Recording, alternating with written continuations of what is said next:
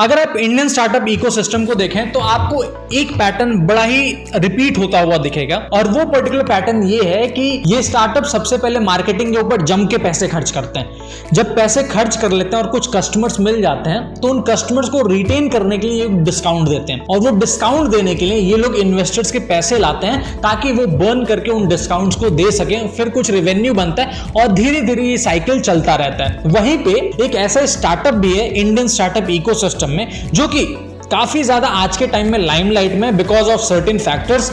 उनका रेवेन्यू भी काफी ज्यादा ग्रो किया, उनके प्रॉफिट्स भी काफी ज्यादा ग्रो किया, और साथ ही साथ यही एक पर्टिकुलर ऐसा स्टार्टअप है जो कि अभी तक नॉन फंडेड था, बट धीरे धीरे वो लोग टॉक्स में कुछ इन्वेस्टर्स साथ ताकि कुछ फंडिंग रेज करें अपने बिजनेस को डाइवर्सिफाई करने के लिए। बट आज तक ये जो बिजनेस है ये बूटस्ट्रैप था, कंप्लीटली बूटस्ट्रैप, और ये प्रॉफिटेबली बूटस्ट्रैप स्टार्टअप था। तो काफी इंटरेस्टिंग होने वाला आज का वीडियो। आज की इस पर्टिकुलर वीडियो में ना हम लोग बात करने वाले ज़ेरोधा के बारे में, और ज़ेरोधा कैसे ग्रो किया, किन प्रॉब्लम्स को सॉल्व किया, और इन किन स्ट्रैटेजीज को यूज करके किस चीज के ऊपर ज्यादा फोकस करके आज के समय में एक ऐसा बिजनेस बना लिया जिसका कि अगर आप रेवेन्यू की बात करें तो 4000 करोड़ से ज्यादा का रेवेन्यू है। ये तो रेवेन्यू रहा, बट 50% से ज्यादा का इनका प्रॉफिट है। अगर 4000 के रेवेन्यू है तो लगभग 2000 के आसपास का इनका प्रॉफिट है। काफी कमाल का स्टार्टअप है, काफी कमाल के फाउंडर्स हैं। दो भाइयों ने इन्हें फॉर्म किया था, कामत ब्रदर्स जिन्हें कहते हैं, निखिल कामत और नितिन कामत, दोनों ने मिलकर ज़ेरोधा की शुरुआत की थी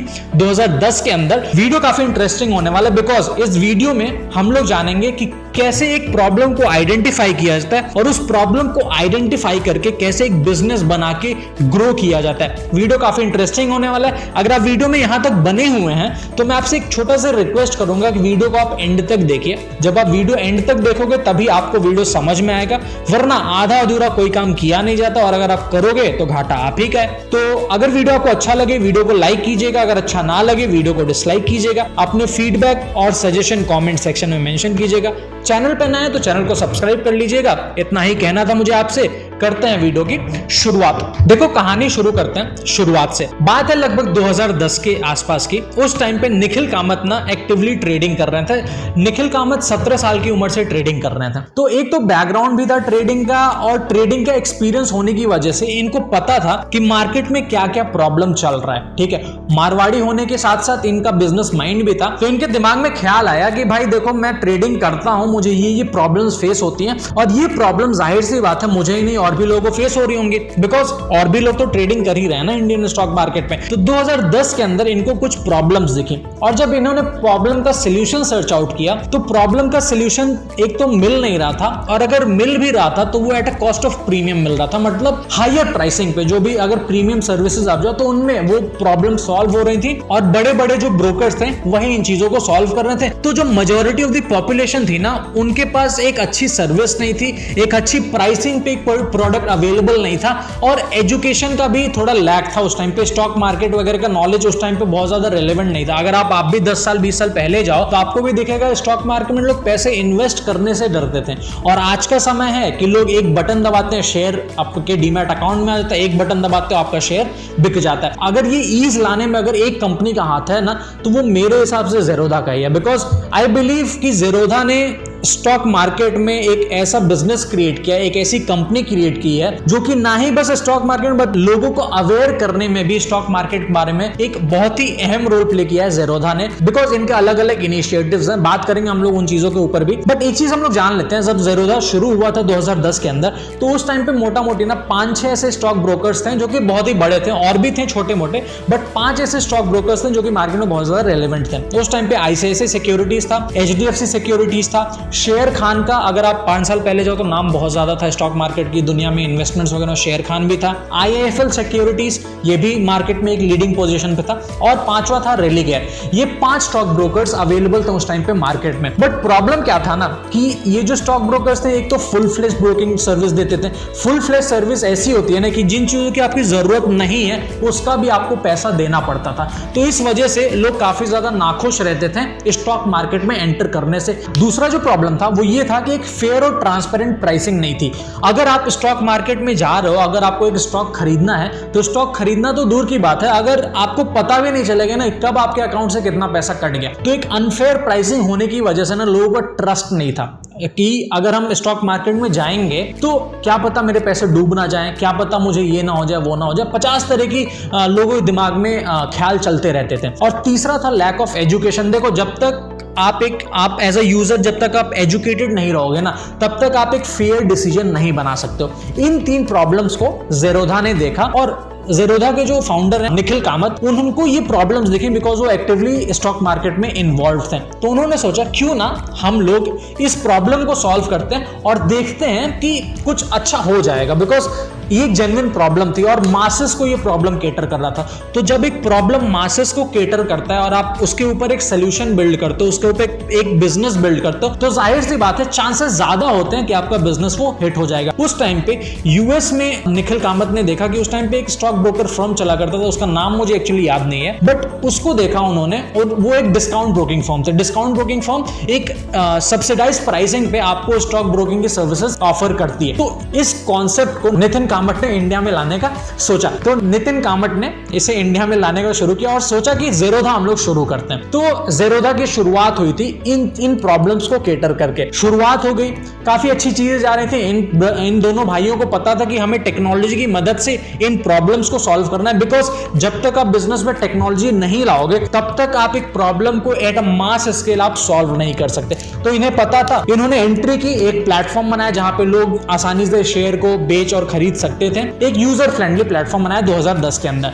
बट उन्होंने देखा कि अगर हम ऐसे करते रहे तो हम इसे लार्ज स्केल पे नहीं ले जा पाएंगे। तो 2012 के अराउंड ज़ेरोधा के जो फाउंडर्स थे, इन्होंने कैलाश नाथ को एज अ सीटीओ लाया और सीटीओ लाने के बाद से इन्होंने एक ऐसे प्लेटफॉर्म को तैयार किया जहां पे जो भी यूजर्स के प्रॉब्लम थी वो केटर हो रही थी और उस प्लेटफॉर्म का नाम था काइट। अगर आज के समय में देखा जाए तो ये जो काइट प्लेटफॉर्म है, ये लगभग 18% जो भी ट्रेडर्स हैं, जो भी स्टॉक मार्केट में ट्रेडिंग कर रहे हैं, जो रिटेल ट्रेडर्स हैं, उनको डेली लेवल पे एंगेज करता है ये पर्टिकुलर काइट प्लेटफॉर्म। तो काफी रिवॉल्यूशनरी प्रोडक्ट था और ये प्रोडक्ट 2015 के अंदर ज़ेरोधा ने लॉन्च किया था। जब ये प्लेटफॉर्म लॉन्च हुआ तो उस टाइम पे ज़ेरोधा के पास लगभग 1 लाख के आसपास कस्टमर्स थे। बट ये प्लेटफॉर्म जैसे ही लॉन्च हुआ उसके अगले साल ही 2016-17 के around Zerodha was having close to 10 lakh users. तो आप देख रहे हो, एक जब मार्केट सूटेबल प्रोडक्ट जब भी आप मार्केट में लॉन्च करते हो तो यूजर उस प्रोडक्ट को एडॉप्ट इतना जल्दी करता है कि आपका ग्रोथ नेक्स्ट लेवल पे चला जाता है। तो इन्होंने एक ऐसा प्रोडक्ट लॉन्च किया जो कि यूजर्स के नीड को केटर कर रहा था और उस नीड को केटर करने की वजह से ये जो प्रोडक्ट है ये काफी अच्छे से ग्रो हुआ। धीरे धीरे ग्रोथ इस लेवल पे हो गया, आज के समय पे ज़ेरोधा पे लगभग 7 मिलियन से ज्यादा यूजर्स हैं जो कि ज़ेरोधा के ऊपर एक्टिवली ट्रेड करते हैं। डेली लगभग 30 लाख से ज्यादा ट्रेड ज़ेरोधा एग्जीक्यूट करता है ऑन अ डेली बेसिस। काफी रिमार्केबल प्लेटफॉर्म ज़ेरोधा ने बनाया इन प्रॉब्लम्स को समझ के। तो अगर आप भी किसी बिजनेस में जा रहे हो या फिर कोई बिजनेस स्टार्ट करने का सोच रहे हो, आप कोशिश करो कि आप अपने कस्टमर्स के प्रॉब्लम को एड्रेस करो, because once you solve the customers problem, और एक बार अगर वो प्रोडक्ट आपका कस्टमर समझ जाता है तो आपका कस्टमर या आपका एडवोकेट बन जाता है, आपका एम्बेसडर बन जाता है और उसके बाद से ग्रोथ तो छोड़ दो, कस्टमर के हाथ में रहता है। वर्ड ऑफ माउथ से काफी तगड़ा मार्केटिंग होता है और प्रोडक्ट एडॉप्शन भी बहुत नेक्स्ट लेवल पे चला जाता है। आज के समय में देखा जाए तो ज़ेरोधा मार्केटिंग के ऊपर बहुत ही कम एक्सपेंडिचर करता है, बिकॉज इन्हें पता है कि अगर हम कस्टमर सर्विस मार्केटिंग के जगह पे अच्छा करेंगे तो हमारा कस्टमर ज्यादा अच्छे से हमसे कनेक्ट हो पाएगा, because it's all about a community. एक कम्युनिटी, एक हेल्पिंग कम्युनिटी बनाना एक नेक्स्ट लेवल की बात है, वो मार्केटिंग से ऊपर होता है। तो ज़ेरोधा का फोकस है कि हम एक अच्छी कम्युनिटी बनाएं ऑफ ट्रेडर्स एंड इन्वेस्टर्स। तो ये तो थी वो चीजें जो कि इनिशियल डेज में ज़ेरोधा ने किया। अब निखिल कामत और नितिन कामत जब प्रोडक्ट बना रहे थे तो मार्केट में इन्होंने 3 तरह के कस्टमर्स देखे। एक तो वो कस्टमर्स थे जो कि मार्केट में एक्टिवली ट्रेड कर रहे थे, इन्हें हम लोग अपने ईज के लिए हम लोग ग्रेड ए कस्टमर्स दे देते हैं। दूसरे जो कस्टमर्स थे वो ये थे जो कि इच्छुक तो थे ट्रेडिंग करने के लिए, बट ड्यू टू फियर और due two charges, transparent charges ना होने की वजह से, एक अच्छा प्लेटफॉर्म ना होने की वजह से ये कस्टमर्स ट्रेड नहीं कर पा रहे थे और स्टॉक मार्केट में एंटर नहीं कर पा रहे थे। इन जो कस्टमर्स का जो वॉल्यूम था ना, ये जो कस्टमर्स थे ये मार्केट में ज्यादा थे। जो एक्टिव ट्रेडर्स थे वो तो थे ही, बट जो ये चाहने वाले थे ना कि हाँ मुझे भी स्टॉक मार्केट में करना है, ये ज्यादा कस्टमर्स थे। और तीसरे जो कस्टमर्स थे जो कि अननोन थे या फिर स्टॉक मार्केट के बारे में उतनी जानकारी नहीं थी, बट अगर इन्हें बताया जाए तो ये लोग भी स्टॉक मार्केट में चले जाएंगे। 3 टाइप के customers, grade A, grade B और ग्रेड सी, 3 तरह के कस्टमर्स ज़ेरोधा के फाउंडर्स ने ऑब्जर्व किया और उनको ये पता चला कि जो ग्रेड बी कस्टमर्स हैं इन पे हमें फोकस करना चाहिए, बिकॉज इनके अराउंड अगर हमने प्रोडक्ट बनाया तो हम ग्रेड ए वाले कस्टमर्स को भी बुला लेंगे और ग्रेड सी वाले जो कस्टमर्स हैं इनको भी हम अपने अंदर बुला लेंगे। तो 3 चीजों को Zerodha ने सॉल्व किया। सबसे जो पहला प्रॉब्लम था वो था ट्रांसपेरेंट प्राइसिंग का ना होना मार्केट में। ठीक है, बड़े बड़े प्लेयर्स थे बट कोई भी इस चीज के ऊपर, इस छोटी सी प्रॉब्लम के ऊपर ऑब्जर्व नहीं कर रहा था। जैसे तैसे वो लोग स्टॉक ब्रोकिंग का काम चला रहे थे। Zerodha ने ट्रांसपेरेंट प्राइसिंग ऑफर किया। भाई अगर आप हमारे प्लेटफॉर्म पे आ रहे हैं तो आपको 250 रुपए देना पड़ेगा, आपको अकाउंट ओपनिंग चार्ज, उसके बाद से AMC चार्ज लगभग 500 रुपए आएगा। पर ट्रेड का हम लोग आपको फ्लैट 20 रुपए चार्ज करेंगे। अगर आप शॉर्ट टर्म कर रहे हैं, लॉन्ग टर्म के लिए लगभग 0 रुपीज था। ठीक है, शॉर्ट टर्म वाले जो डेली ट्रेडिंग वाले जो कस्टमर्स थे वो भी वॉल्यूम में ज्यादा थे, तो मेजॉरिटी ऑफ दी जो पैसे आते हैं Zerodha के पास, 70% जो रेवेन्यू कंट्रीब्यूशन है ना, वो यही ब्रोकरेज और जो ट्रेडिंग चार्जेस होते हैं इससे Zerodha कमाता है। तो ट्रांसपेरेंट प्राइसिंग कर दिया अपने प्लेटफॉर्म के ऊपर। डे 1 से, जब से Zerodha लॉन्च हुआ था, इनके फाउंडर्स बड़े क्लियर थे, बिकॉज निखिल ने ये चीज फेस किया था कि मार्केट में ऐसे ब्रोकर्स नहीं है जो कि ट्रांसपेरेंट प्राइसिंग ऑफर कर रहे हैं। डे 1 से आज तक Zerodha इस चीज के ऊपर टिका हुआ है। अगर आपको इनका कस्टमर बनना है तब भी आपको 250 रुपए देना पड़ेगा। अगर आप 250 रुपए नहीं दोगे आपको Zerodha का अकाउंट नहीं मिलेगा। वहीं अगर आप इनके कॉम्पिटिटर्स का देखो, जैसे कि ग्रो है, अपस्टॉक्स हैं और भी काफी प्लेटफॉर्म्स हैं, वो लोग कस्टमर्स भी अपने प्लेटफॉर्म पर फ्री का बुलाते हैं, AMC भी वो लोग फ्री का कर देते हैं। और इस चीज की वजह से भले से उनके प्लेटफॉर्म पे कस्टमर ज्यादा हो बट क्वालिटी कस्टमर्स नहीं है। अगर Zerodha के ऊपर मान लो 7 मिलियन कस्टमर्स हैं जो कि एक्टिवली ट्रेड कर रहे हैं, तो मान लो उनमें से कुछ ही ऐसे कस्टमर्स हैं जो क्वालिटी कस्टमर्स नहीं होंगे। बाकी जो भी कस्टमर्स हैं वो 250 रुपए दे के आए। और एज एन इंडियन जब भी आप पैसा पे करके कोई सर्विस अवेल करते हो तो आप उस सर्विस को ज्यादा सीरियसली लेते हो। ट्रांसपेरेंट प्राइसिंग Zerodha ने किया, सारी चीजें क्लियर कट रखी है कि भाई आपको ये चाहिए, हम लोग ये देंगे, उसके लिए आपको ये चार्जेस पे करने होंगे। सबसे पहला प्रॉब्लम तो यहां से सॉल्व हुआ।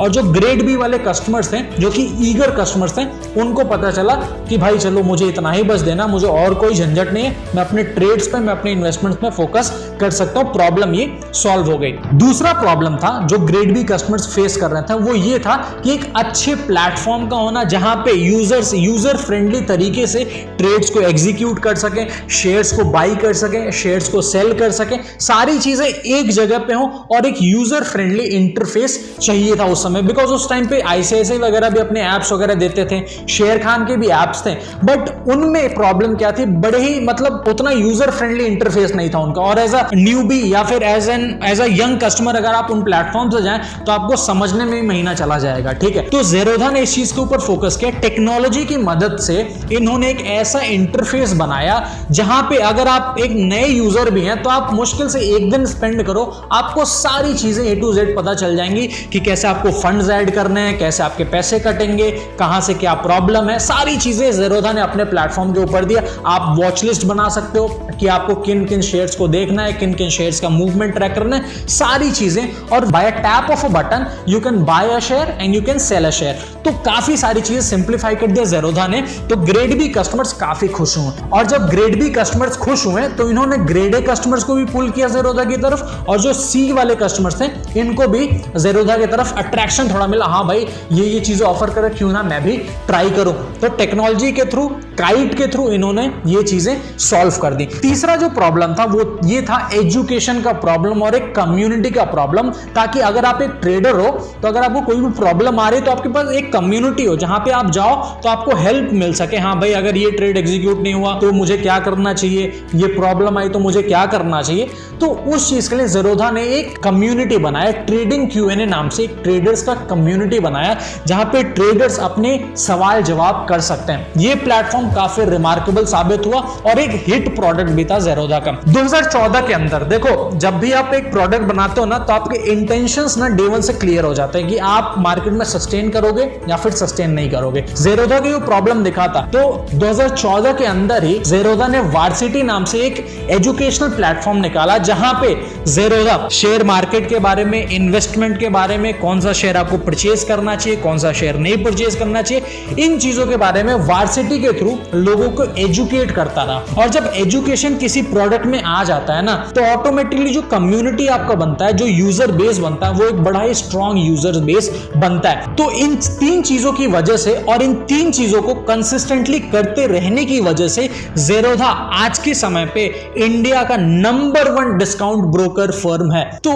काफी रिमार्केबल जर्नी रही है। बिकॉज देखो, एक चीज अगर आप डिसाइड करते हो शुरुआत में और एंड तक उस चीज पे टिके रहना, इट्स नेक्स्ट टू इम्पॉसिबल, और ऐसा बहुत कम लोग कर पाते हैं, और जो लोग कर लेते हैं वो ज़ेरोधा और ज़ेरोधा से अच्छी कंपनीज बनाते हैं। दूसरा और एक इंपॉर्टेंट फैक्टर मैं आपको यहां पे बताना चाहता हूं कि देखो, जब भी आप एक कॉस्ट आप कम करके लोगों को चीजें ऑफर करते हो ना, तो इंडियन मेंटालिटी के हिसाब से अगर आप कोई प्रोडक्ट आप कम रेट पे ऑफर कर रहे हो या फिर अगर कोई प्रोडक्ट आप बहुत ज्यादा रेट पे ऑफर कर रहे हो ना, तो वो भी बहुत ही क्रिटिकल चीज होता है। तो इस चीज को भी ज़ेरोधा को मैनेज करना था, इसी वजह से वो लोग अकाउंट ओपनिंग चार्ज, ये सारी चीजें इन्होंने इंट्रोड्यूस किया, ताकि कस्टमर्स को ऐसा ना लगे कि मैं कोई चीप प्रोडक्ट यूज कर रहा हूं। मुझे कम दाम में अगर चीजें मिल रही हैं तो इंडियन कस्टमर सोचता है भाई अगर सस्ता मिल रहा है तो बेकार होगा।